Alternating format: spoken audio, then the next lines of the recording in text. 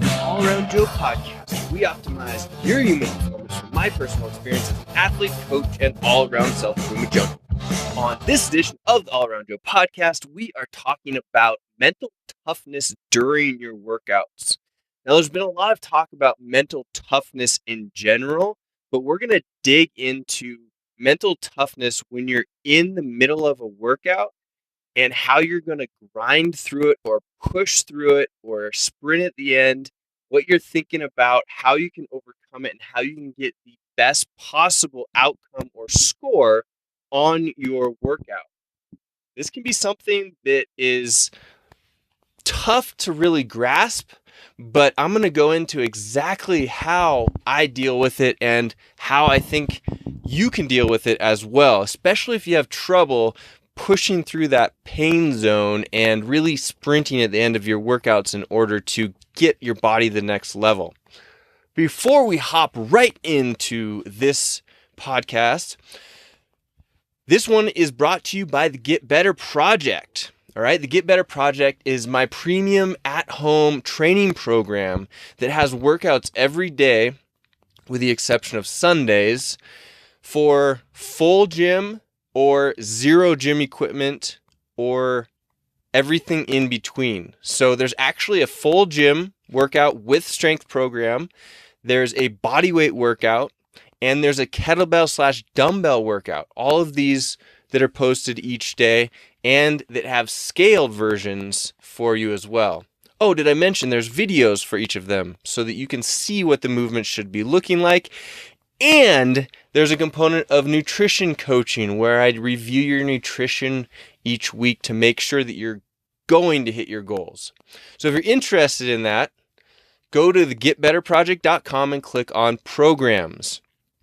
And I wanted to mention that this last week, when we released our free Workout Wednesday from the Get Better Project, there may have been an incentive to get a 50% off your first month there. So if you're interested in that, go hunt down the Workout Wednesday for this last week and see if you can get yourself a free 50% off the first month of the program. All right, guys. Mental toughness during the workouts. Now, this question actually popped up from athlete named Jerry, who sent me a message on my All Around Joe Facebook page. And you guys should feel free to do the same. If you have any questions, shoot me a message on Facebook. You just go to facebook.com/allaroundjoe. It's super simple. And I'm happy to help you out with any questions that you might have. And Jerry asked how we should approach or address mental toughness during your workouts. And I thought it was brilliant because this is something that gets talked about a lot in gyms, but I hadn't really done a podcast specifically on the mental toughness or the grind to get yourself a really good score during a workout. Now, the examples that we're going to use in this particular podcast are from the CrossFit Open, because the CrossFit Open just happened, and it's going to happen actually again in the fall. But it's also a really good time when you're going to maximally test your efforts. So getting into what maximal effort is, I want to start off with high intensity, which is part of the CrossFit training principle, versus maximal intensity. Now, Ben Bergeron did a really cool podcast on this, so I want to give him props on that. But the maximal versus high intensity discussion is one that has actually been bounced around quite a bit over the last few years, mostly in the form of people talking about how the best athletes in the world are always going at like 80 to 90%. And then us mere mortals are trying to keep up by going maximal. But here's the kicker is that it's not always the best to go maximal. And in our normal CrossFit gyms, they're always saying, go hard, go hard, go hard. And there's a lot of people that are preaching go hard as you can, but it's not going to be the most sustainable or get you the best results to do that. Your body it can't go full 100% all the time. So you're going to have to take the time to listen to your body and know when you should be going at high intensity, which is going to get you fantastic results, versus maximal intensity, which is the time that you're going to totally burn out to do a workout that you've planned, a competition workout, or like the CrossFit Open. That's when you're going to go maximal. Now, I believe that the times that you should train at maximal intensity are probably going to be about once per week. And then the rest of the workouts, you're going to be either going at that 80 to 90% or even lower depending on how you feel. There are going to be some days that you're just practicing more than you are going for that really high intensity, or that high intensity is different on one day to the next. So there's a bunch of different things that are going to come into play with this, but I just really want to bring home that every single workout in the gym should not be maximal intensity for your body. That is a clear way to burn out, and it's really hard to coach that, actually, because you'll get these athletes. Number one, the majority of people that I work with that start my program don't know what high intensity is. So they'll come in and they'll see a workout, and the workout will be like 10 minutes. They'll say it's a 10-minute AMRAP, and they'll do the workout, but they'll do it at such a leisurely pace that they're like, oh, that was too easy. And an example is like someone, let's say we program Fran, which is 21-15-9 of thrusters at 95 and 65 and pull-ups, regular pull-ups. To somebody that does not do that at a high intensity, let's say you hop up on the bar, you do 5 or 10 pull-ups, you rest a little bit, hop up again, do another 5 or 10, so you're doing your first set in like 3, or your first 21 in like 3 sets, and so on. So that workout is, you're going to complete it, and let's say it takes you 10 minutes. Your intensity is not going to be all that high, probably, depending on how good you are at those particular movements. Someone could be saying, oh, well, I'm just not that good at those movements, so my intensity was high to do 5 to 10 reps on that. And then in that case, we talk about scaling. So that workout is designed to be done unbroken. So you're going to do 21-15-9 at unbroken or very close to unbroken for the stimulus to be correct. So maximal of 2 sets per round and completely burning out with proper technique. So the person that does 10 minutes and kind of takes their time is going to be like, well, what's next? And I get that a lot. They're like, well, I did like all of the workouts that you programmed for the day, and the workouts are programmed and designed to be done one of them. If anything, you're doing like a strength piece and then the conditioning piece, and that's it. You're not doing, the full gym workout, the body weight workout, and the kettlebell workout. They're all designed to have the same stimulus. So I get people that do that, and it makes me laugh, but at the same time, I'm a little bit concerned because they don't have the right objective, because the high intensity that we're looking for, that 80 to 90% range, is where the goods are. All right. So if you did that same Fran workout, and let's say you did it in 5 minutes instead, and you like really busted your butt to do it with proper technique, you're going to get way better results. Did both people do the workout? They did.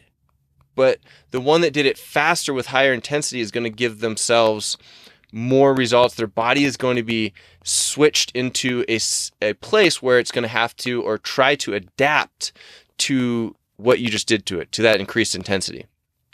And that's where all like I said, the magic happens.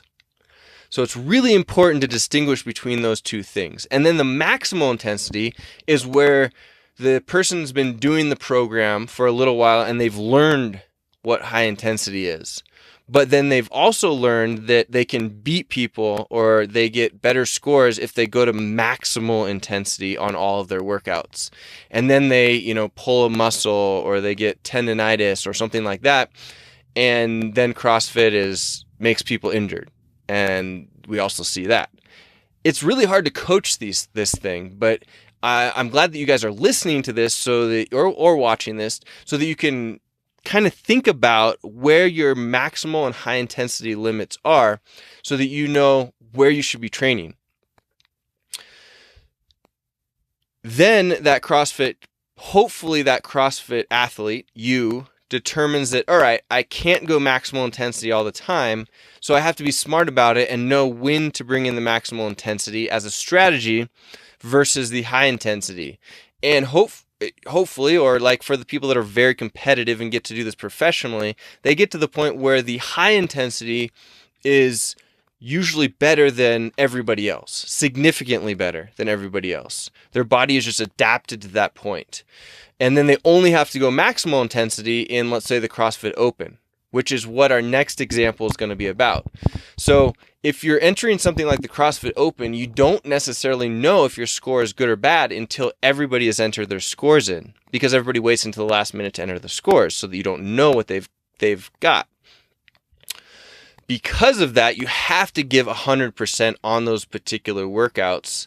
And if you're not familiar with the CrossFit Open, what it is 5 weeks, one workout per week, where you have from Thursday night until Monday night to do your maximal or best effort on the particular workout. You can do as many times as you want to and submit your best score. Ideally, you only have to do it once because you know that you've done absolutely all you can. And here's what we're going to get into. We're going to use the example of CrossFit Workout 19.1. And the reason we're going to use this as an example is because it's 2 movements that, when done properly with an athlete that has been training for enough time to get themselves a big enough engine and good enough at the skills, they're probably not going to need to stop either of the movements unless they went out too fast early on, or they just mentally were not tough enough to hold on. Okay. And if that's you, I'm sorry. Either you need more conditioning or whatnot. You should join the program. You should hire me as your coach, and I can help you to get to that point where you can do a workout like this unbroken. So here's the thing. The workout is 15 minutes of 19 wall ball shots. So wall ball shot is a squat, throwing a wall ball up to a 10 or an 8-foot target, depending on if you're a man or a woman, and a 20-pound wall ball or a 14-pound wall ball, depending on if you're a man or woman, and then 19 calories on the concept to rower. So 15 minutes, 19 wall balls, 19 calories on the rower. Get as many rounds and reps as possible. All right. So here's how this workout breaks down, and how I think that you can attack this workout and how you should think about it, including we're going to get into the energy systems so that you can see or know what you're dealing with. The first 1 to 5 minutes, assuming that you didn't go out like a bat out of hell, are going to feel pretty darn good. You should have an idea for your rowing pace, and then assume that your wall balls are going to be either unbroken or with incredibly fast turnaround times with drop and reset. Okay, so we're talking like you don't move your feet, you drop the wall ball in between your feet, and you're already picking it up after taking like 1 breath. All right, that's the only way that we're going to really make this thing work the way that it should. And for those 1 to 5 minutes, you're hitting your pace time. So let's say it's like 1,200 calories per hour, I believe is the reading on the rower. And, wall ball's unbroken. Your rower's really close to your wall ball. So you just stand up, turn around, do your wall ball shot. And there's really very little rest, with the exception of when you're trying to slide your feet into your rower straps. And when you're doing that, the rower straps should be set so you don't tighten them each time. You are just sliding them in and pulling with a loose rower strap. So you have all of these advantages so that you can get the fastest score or the most rounds and reps as possible. 1 to 5 minutes, you're feeling pretty good. And then you shift to the 5 to 10 minutes. And this is where the mental toughness part during a workout starts to come into play. This is where your body is going to start to not feel so good. Your mind is going to tell you that you should take a rest, but this is the time when you have to stick to your plan. You've been training for months or years up to this point. You know that 1,200 calorie per hour pace is where you want to be. It's where you're going to get your goal. So even though you don't feel good, you just need to hold to that plan. There are some exceptions where you set your goal a little bit too high and you do have to scale back, But you need to differentiate between this is my mind telling me that I need to go back into comfort zone versus what my body is actually capable of. All right. And that just comes with practice. You have to get in there and you have to try these particular things. You have to actually what we call blow up during a workout and know, oh, that was a little too hard. I couldn't sustain that. So during this 5 to 10 minute period in the workout, you're going to overcome your mind wanting to go back into its comfort zone, and you're just going to stick with it. You're going to allow your body to hurt, and that's okay. It's not going to fail. It's just going to hurt for a while. And if you do happen to blow up, then you can try it again at a little bit lower pace, or maybe you get better sleep the night before, or, something like that comes into play. But you need to stick to the plan there, even though your body is feeling like it's not going to, well, it doesn't usually feel like it's not going to make it. It feels like you don't want to be there. That's what it feels like in this particular point in the workout. Then you get to what I'm going to call the 10 to 13 minute mark. And you, at this particular point, you're just trying to hold on the best you can, okay? Your body, you're not sure how much longer it's going to last. You're still working your butt off to hold on to that 1,200 calorie pace per hour. And then the wall balls do not feel good, but you know that you can do them, right? Like everything's telling you to stop, but you know you can keep going. And you're looking at the clock, it's between 10 and 13 minutes, and you're really just trying to hold on to about that 13 to 14 minute mark, because you know in the back of your mind that no matter how hard a workout like this is hurting, you can push harder for that last 1 to 2 minutes. Okay? Now, stepping back real quick, this is going to be different if the workout is a movement that is extremely hard for you, meaning like strict handstand push-ups that we saw, or a really heavy clean. Because at that point, you're managing a different energy system. You're not just mentally trying to push through it. It's not that. That is just, skill and time and gaining strength in order to accomplish that type of workout. This is something that you're not going to technically fail at. Your body is in its endurance zone, and you're having to push really hard. Most open workouts are like this, although they're trying to sneak in these heavier weights, which I think is fantastic because it just tests more fitness. So getting back to the 10 to 13 minutes, you're holding on because you know that your body can blitz for 1 to 2 minutes. And you're going to know in the middle of the workout how soon you should hit that point where you're going to quote unquote black out and just go for it. The reason that you can do that is because of energy systems. So you have an energy system called phosphocreatine system, which lasts for about, let's say, 12 to 15 seconds. It's our explosive energy system. Your next energy system is the glycolytic or muscle glycogen system, which is sugars in your muscle, and that lasts for about 2 to 3 minutes, depending on the athlete. And you can train to get into more or less of these energy systems working for you. Ideally, it's on the high side for most CrossFitters. You want to have a very high glycolytic threshold there. And that is why, or the system that you're going to get into in that very last part of the workout. Then you have the oxygen system. Now this is a system that's, always working. It burns the most fat, but it is not burning the most amount of calories. And it is the thing that will take you going forever and ever, right? I mean, I just watched a video of somebody doing a 200-mile ultra marathon, and they're obviously very good at using all of these energy systems, especially the oxygen. And then the glycogen comes in, let's say if you're running up a hill, that pops in there. So all of these three systems are working at the same time all the time. It's just different percentages of them are working at different times. And you're going to have to feel what it feels like in the middle of this pain cave at the end of the workout to know how long you can blitz or how much of this energy system you have left in order to pour everything into the workout without having to slow down or stop before that bell rings. You get this by trying it. You get it with experience. And we're going to talk about later about how to do that. But in this workout, 13 to 15 minutes, you're holding on, waiting for that particular time. I think it was for me about 60 to 90 seconds when I knew, all right, I can pour it on right here and I'm going to make it to the end and give myself the opportunity to get the best score.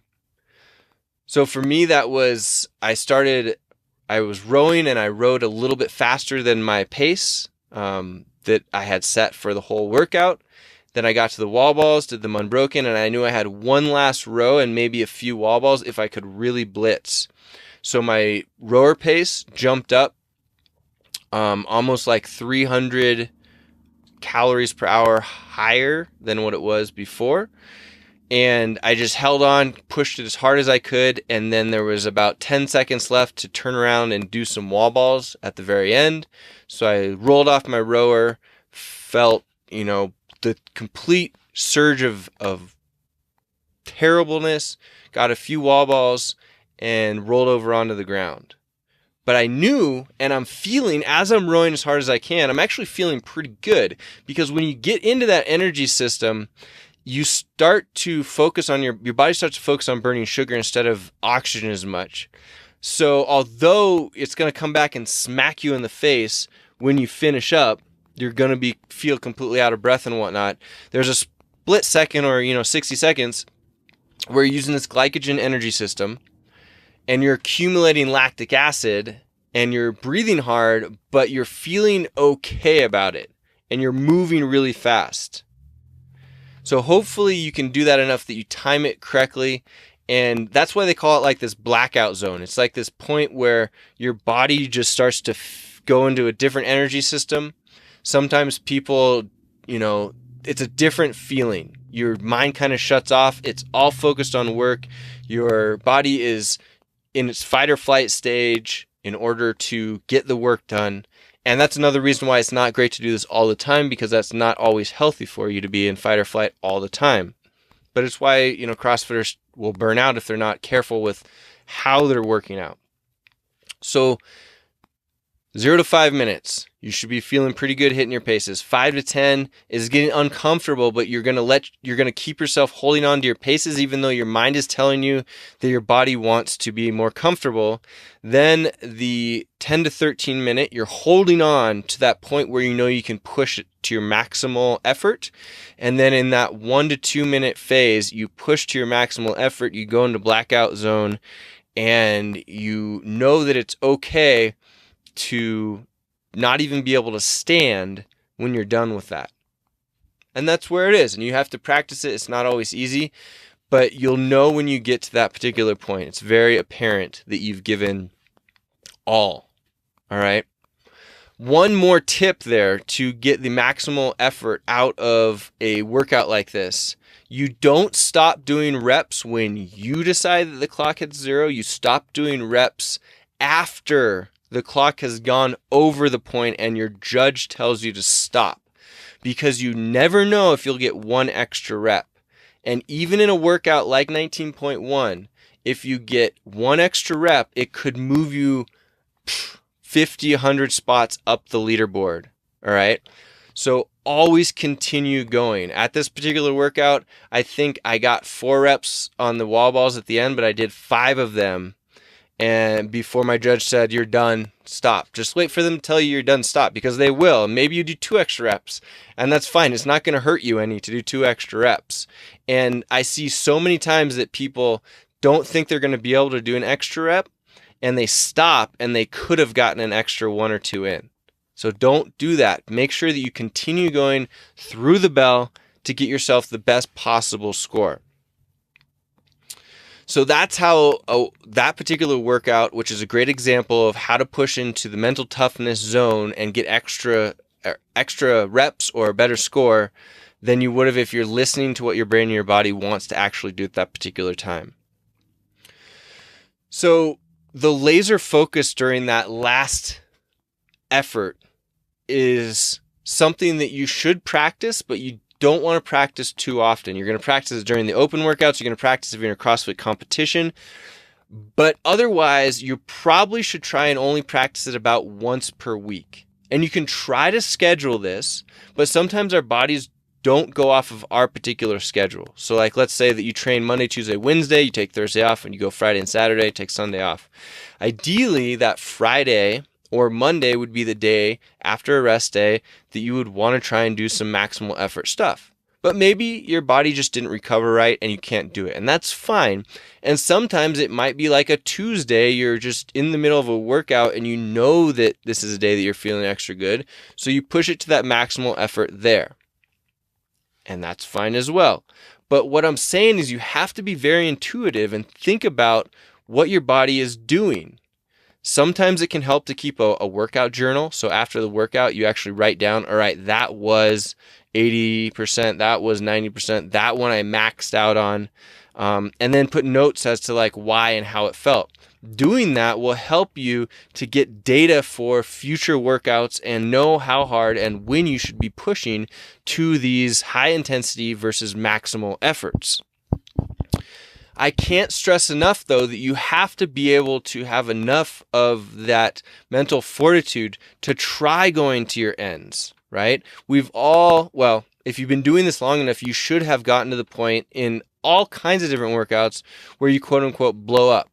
And blowing up is cool. There's nothing wrong with it, especially in training. It means that you've given maximal effort. You tried to go for something and you just didn't make it. And that will do a couple of things. It will help your body to adapt. It will. As long as you don't do it too often so that you overstress your body and it doesn't recover fast enough and you end up getting these overtraining type of injuries. But it will also give you the idea that the next time you're in a workout like that and you know what the feeling is, you can pace yourself a little bit more. And pacing is totally cool.